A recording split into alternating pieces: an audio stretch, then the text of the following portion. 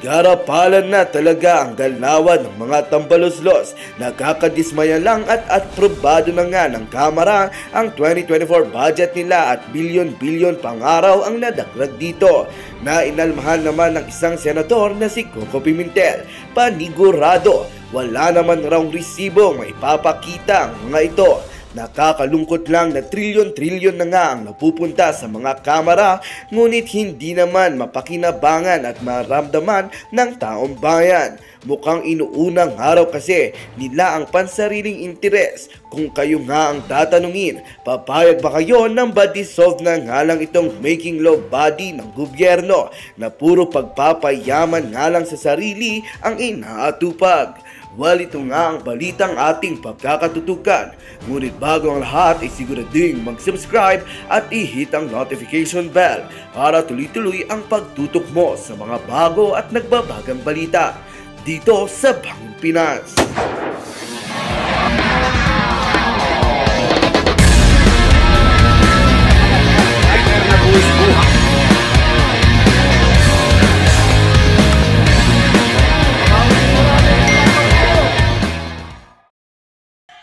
Ito, nakakadismayang balita. Yung 2024 national budget, aprobado na sa Bicameral Conference Committee. Maliban lang sa isang senador, hindi pumirma. Si Senator Coco Pimentel. Pumalag, nagreklamo si Senator Pimentel yung dagdag na budget ng House of Representatives amounting to 12.5 billion pesos. So, last year, ganito na naman daw. Biglang tumaas ang budget ng Kamara de Representante. Grabe ano, 12.5 billion. Bigla na lang lumobo ang budget. Ano yan? For travel expenses na naman. Extraordinary expenses. Ay. Okay, pakinggan natin sandali. May napanood akong vlog ni Robin Sweet Showbiz para mas maintindihan nyo. Then mamaya magbigay ako ng komento. Inaprobahan na ng BICAM ang 5.7 trillion national budget for 2024. Ngunit tanging si Senator Coco Pimentel lamang ang hindi pumirma. Kinuwestiyon nga nito ang pagtaas ng budget ng Congress na nagkakahalaga ng 12.5 billion pesos. Ang tanong ng mga netizens, wala na naman ba itong liquidation at resibo at tanging certification na lamang ba muli? So yun guys, inaprobahan na ng Bicameral Conference Committee ang pinal na version ng 5.7 trillion National Spending Program para sa 2024. Pero tanging si Coco Pimentel lamang ang hindi pumirma. Dahil bakit daw tumaas ng 12.5 billion pesos ang budget ng Congress sa original proposed nito? Napakalaki ng budget per congressman. So anong mangyayari? Wala na naman ba itong liquidation? Wala na naman ba itong resibo? Liquidation by certification na lamang ba ulit? Para mas malinawan pa tayo mga kasweet, ay panoorin natin ng video na ito. Serious and grave concerns which we will have to raise, Mr. President, on the process of budgeting. I looked at the unprogrammed expenses, Mr. President. Unprogrammed appropriations, that's the correct term, Mr. President. And we are increasing it by, ito po is i-round off ko na lang po para mas madaling tandaan. We are increasing it by around 450 billion pesos. Laki. Ang original proposal po ng Presidente or ng Executive ay 281.9 billion pesos lamang sa NEP. And yet ang ending po natin 731.4 billion pesos or an increase roughly of 450 billion pesos as a result of the bicameral conference meetings, Mr. President. May we know what happened, Mr. President? How come it's more than doubling? It's actually close to tripling the proposed unprogrammed appropriations by the executive, Mr. President. Well, yes, the gentleman is correct as to the figure. Pinirmahan na ng Senado ang budget for 2024 na umaabot sa 5.7 trillion pesos. At tanging si Senator Coco Pimentel ang hindi pumirma, no? Dahil bakit daw tumaas ng 12.5 billion ang budget ng Congress sa original na proposal nito. So ang sagot ng Congress, meron daw 29 na congressman na hindi na isama doon sa original proposal. Kung 12.5 billion i-divide mo sa 29, ang laki pala ng budget per congressman. That is around 400 million, no? So, well, nandyan na yan. Sana lang, no, next year, bago mag-approve ng budget ulit, no, makitaan naman namin ng liquidation, breakdown, and receipt kung saan mapupunta yung 5.7 trillion na yan. Napakalaking pera po. Baka naman matapos na lang ang 2024, yung 5.7 trillion ay hindi man lang namin maramdaman. Oo nga, no? Diba? Ang laki nun. Meron namang website ang Congress, merong website ang Senate. Lahat po ng department ng national government, meron din pong website. Sana maglaan kayo ng page dyan ng breakdown ng expenses up to the last centavo with receipts. Wala na pong confidential funds. So you don't have any excuse now, no, na hindi pwedeng bulat-latin at hindi pwedeng magkaroon ng liquidation or breakdown sa budget, no? Dapat malaman namin kung saan napupunta yan. Kasi hindi naman confidential, di ba? So, I just hope, no, that the Senate and the Congress would be transparent enough to show to the people kung saan napupunta ang 5.7 trillion na budget ng Pilipinas. Para malaman namin kung yan ba ay napupunta sa taong bayan o napupunta lang at nasasayang sa walang kwentang proyekto o di kaya baka naman binubulsa. So paano naman malalaman na yung pera na yan ay talagang nagastos at talagang naibigay para sa mga programa ng gobyerno. At hindi po ginawang bangko ng mga government officials ang kaban ng bayan for their personal expenses. So, bigyan niyo po kami ng breakdown na expenses up to the last centavo with receipt.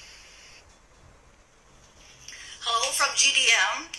Ayon dito, Senate Minority Leader Aquilino Pimentel III says pagkatapos ng BICAM, ang laki ng increase ng budget ng House of Representatives. Mr. President, another increase of 12.5 billion pesos. Billion. Hindi pa nga nasasagot, hindi pa nga nila natatalakay ang kanilang liquidation process. Hindi pa nga nila pinagbibigyan ang taong bayan tungkol sa inaantay na discussion or pagtalakay nga tungkol sa kanilang liquidation ng MOOEs. Anong nangyayari? Nasaan na yun? Ito ba'y ipagpatuloy pala na maging ganito? Na certification lamang. Yun yung dati ha. Paano ngayon? Dinagdagan pa pala ng 12.5 billion pesos. Natalakay ba ito para saan? Sino bang pwedeng magtanong naman tungkol sa budget naman ng House of Representatives? Sang-ayon ba kayo dito? 12.5 billion pesos. So, ibig sabihin nito, ito'y karagdagan na naman na walang liquidation. Yes. Only certification. Definitely. Kaya pala siguro napakasipag. Napakasipag talaga. Lahat ito ay katanungan lamang. At the end of the sentence is a question mark. Bakit? Question mark. Para ano? Question mark. Diba? Anong nangyayari? Pilipinas? Question mark. Hello, ulitin lang natin ito para may source. Para klaro, dahil palaging tinatanong, who is your source? Tell us the name of your source. If not, Aba! Well, this one comes from Senate Minority Leader Aquilino Pimentel III. Ito nga, sabi niya, pagkatapos ng BICAM, pagkatapos ng BICAM, tingnan niyo yan, ang laki ng increase ng budget ng House of Representatives, Mr. President. Another increase of 12.5 billion pesos. Wow! Talaga naman. Naalala ko tuloy, kaya ako, ito ay part 2 actually. Naalala ko, nung tinanggalan ng confidential funds ang ombudsman na humahawak ng napaka-sensitive at delicate cases. At may mga kongresista pala na katakot-takot na mga cases na nando doon sa ombudsman. So paano? How can the ombudsman do a good job? Tapos nung malabas, para tuloy nagpapalimos yung ombudsman natin, humihiling na lang siya. Diba? Hiniling na lang niya 1 million for the intelligence funds and they will just make do of that. Tapos here you have House of Representatives. Ang laki. Humihiling ng increase ng 12.5 billion. At ito na naman ay wala na namang liquidation na maayos. Tama. Certification na naman. Bakit? Bakit may ganong klaseng... Hindi ko alam anong itatawag dyan. Lahat ito ay bakit? May question mark pa rin sa dulo. Mga katanungan na dapat sagutin. Dahil ito ay tanong ng taong bayan for sure. Bye-bye. O di ba mga kasweet, malaki na naman ang budget ng ating mga congressman dyan. Ang tanong nga ng taong bayan pa rin ay, liquidation by certification na naman ba ito? At gaya ng paulit-ulit na sinasabi ni Ms. Sasurgando Sasot, ay hanggang ngayon nga ay hindi pa rin nasasagot yung liquidation by way of certification ng kanilang MOOE. Tapos ngayon, para sa 2024 ay mauulit na naman yatang muli. Hindi na nalaman ng taong bayan kung saan napupunta yung pondo at kung paano nga mayroon siyang matinding hamon kay Congressman Tambunting, yung chairman sa Committee on Franchise sa Kamara. Tungkol po ito sa pahayag ng kagalang-galang congressman na alam niya na kung sino ang source ni Ka Eric sa Senado. Yung bang nagbigay ng impormasyon na 1.8 billion ang travel expenses ni Speaker Moldes. Alam na daw.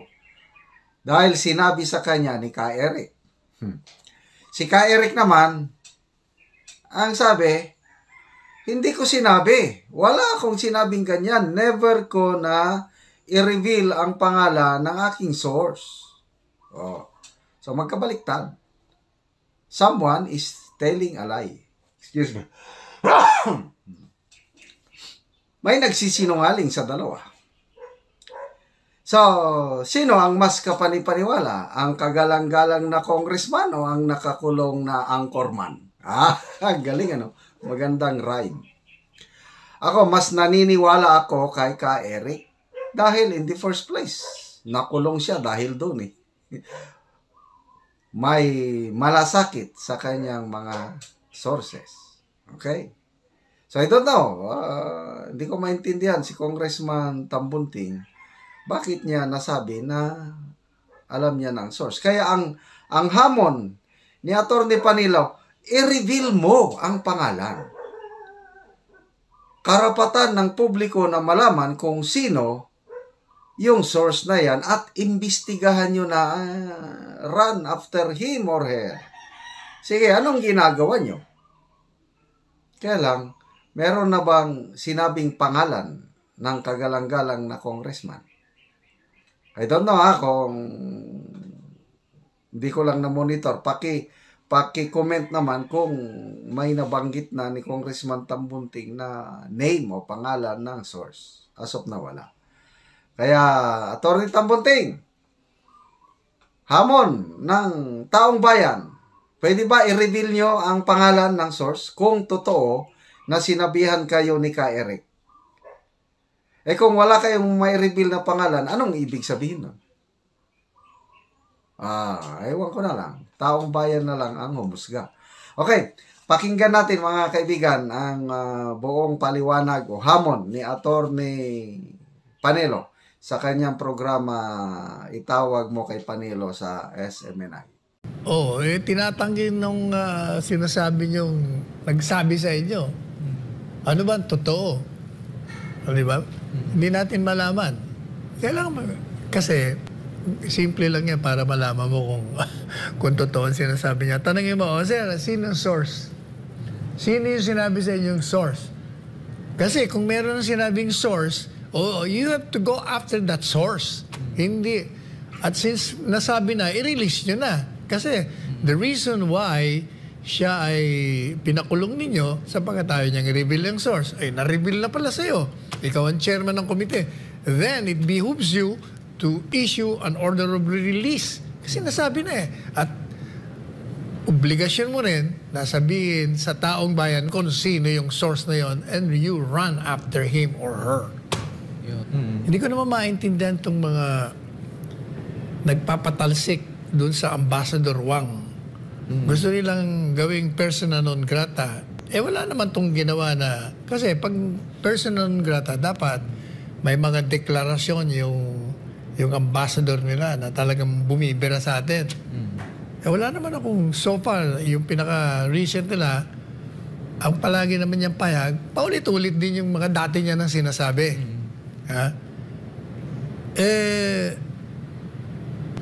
Kung yan tatanggalin mo, di lalo tayong pinapakita natin na talagang away na tayo. Kasi yan ang ano dyan Pag ayaw mo na yung bansang yon, pinapa-uwi mo na yung kanilang mga ambassador. Kaya nga nandiyan yan, para meron tayong access, may padala natin sa China, through the ambassador. Kaya mali naman itong pinaalis nila. Patawag mo at kausapin nyo.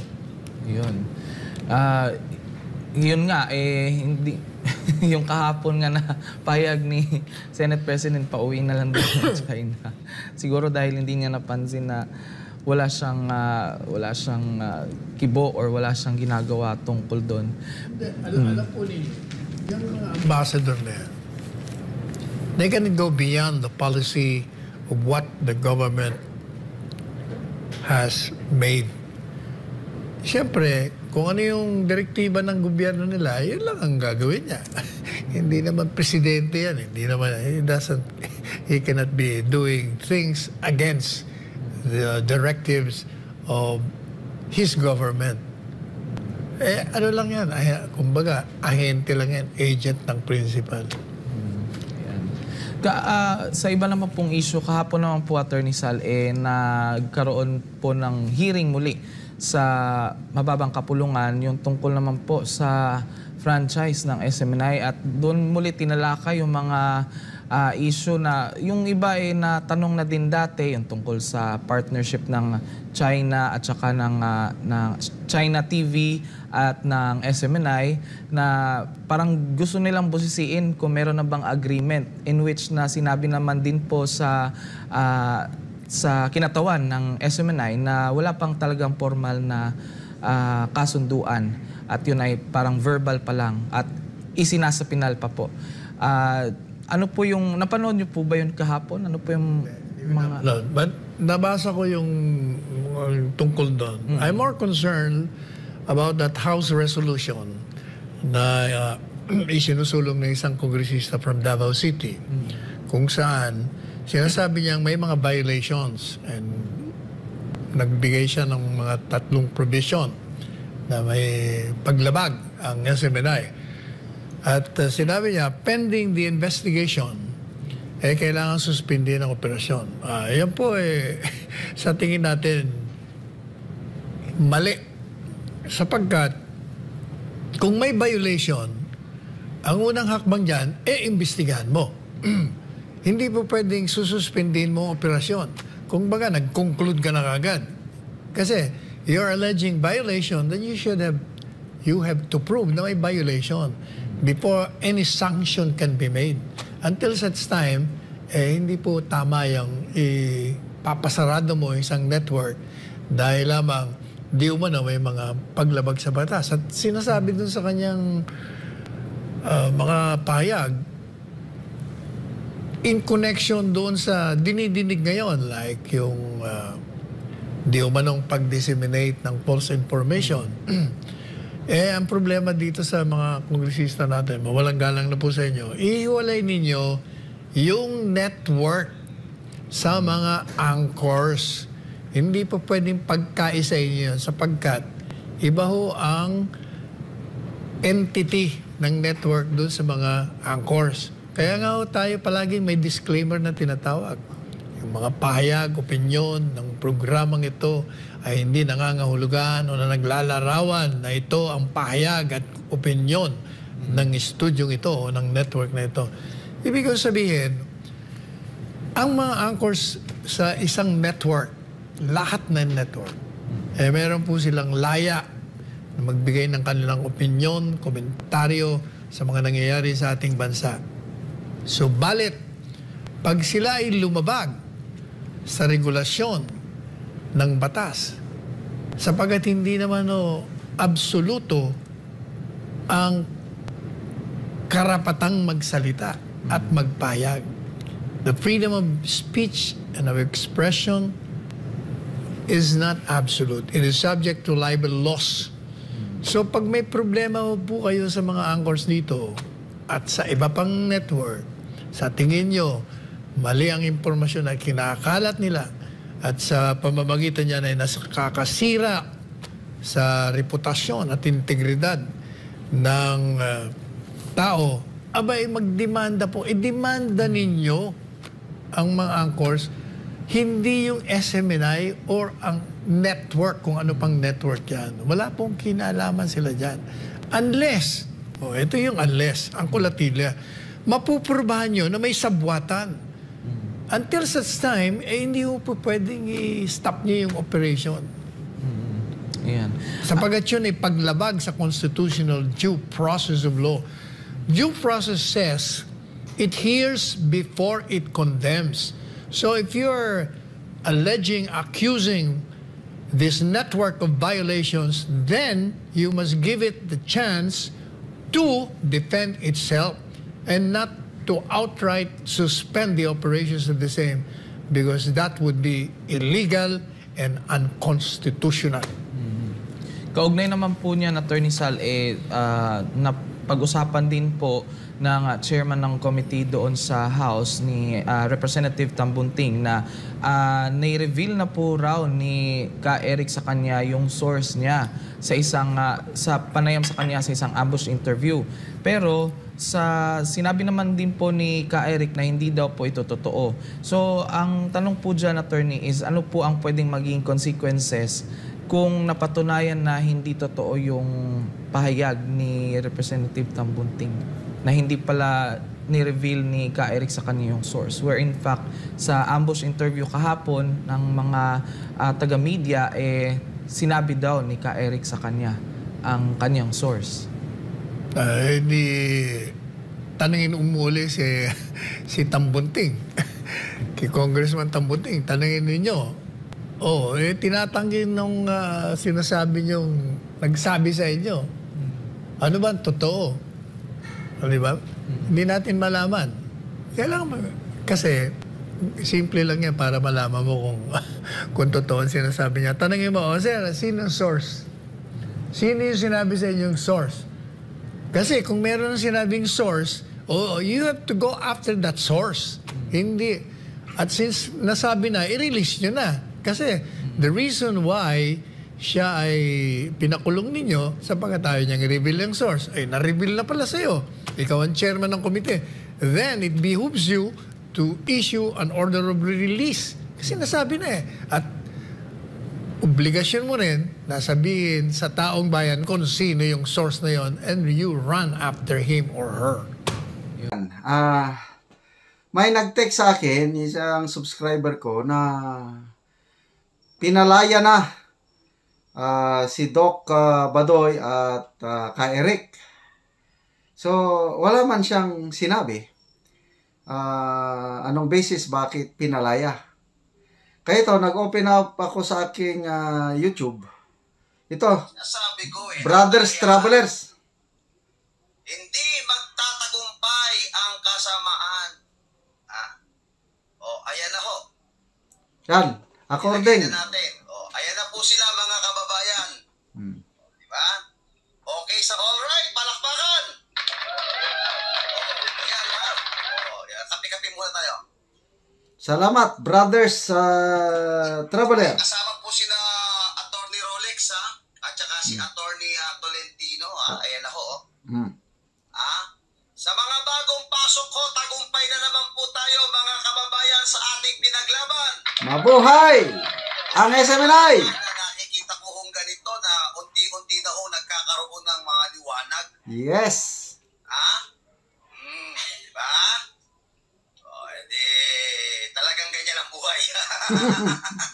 Nasa atin ang huling halakhak. Sabi ko na actually ho, pagkatapos ko bago ko mag-live din hanggang matapos ako, isip ako. Yung pagdalaw ni Congressman Acop doon at dinalaw ni Congressman Tambonting. Okay, so good news po. Ulitin ko may nag-text sa akin na subscriber. Pinalaya na. Ito, una kong napanood na YouTube live stream ni Brothers Traveler Danshan. Lumaya na. Yun na rin ang hinala ko Hindi magtatagal palalayain kasi napakalakas yung public pressure against Congress. Yung pagditini nila dito sa dalawang tawag sa kanila bagong bayani ng mamamayang Pilipino. Wow. Ang mga pressure, pinakamalakas dyan yung writ of habeas corpus petition na na-file sa Supreme Court. Mapapahiya ang Kongreso tungkol niyan. Paghintay nila, no? Next, yung petition, manifesto ng PMA graduates. Hundreds and counting more. Baka abot pa ng libo-libo ang pipirma dyan Mga karamihan, mga retired generals ang pumirma. Kasi yung husband ni Dr. Badoy, Colonel Partosa, o General Partosa ba, hindi ko alam yung rank niya, member of PMA Class 1987. Classmate siya ni General Parlade.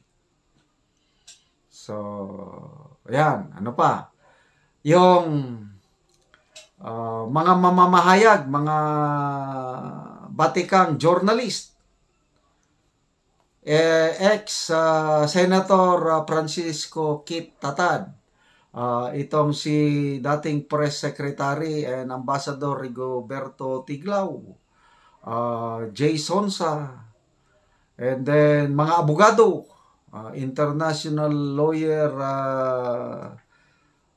Arnedo Valera, mga US-based Pinoys. Ang daming. And then Mindanao Tribal Leaders Council of Elders, Dato Joel Unad. And then kahit mga ordinary men in uniform, Bakit kanyo? Kasi itong si Ka Eric at Dr. Badoy, sila yung nasa frontline sa pakikipaglaban sa propaganda war between the CPP, NPA, and DF. Daman-damayan ng mga sundalo at pulis. Tingnan mo yung SMNI. Halos lahat ng probinsya, meron silang mga reporters. Nagko-cover na